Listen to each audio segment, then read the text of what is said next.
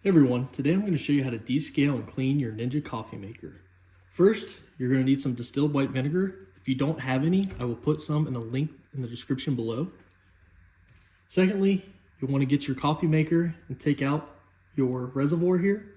So I fill mine about halfway with water and then the other half with this distilled white vinegar. The acidity on it is 5%. So depending on the acidity is how much you're going to want to put in here. The higher the acidity, you probably want more water to dilute it down. But also depending on how dirty your machine is, you may want more of that vinegar to kind of clean things out. I do this regularly, so I don't need a ton of vinegar. This is just more of a maintenance for me. But once you have your reservoir in, you want to make sure that there's no pod or anything in the system, which there's not. We'll close that down. We'll hit the power button. Then on the bottom right, you'll see a clean button. We will click that. We will click that once more and we'll start the cleaning process. It's about an hour and a half long.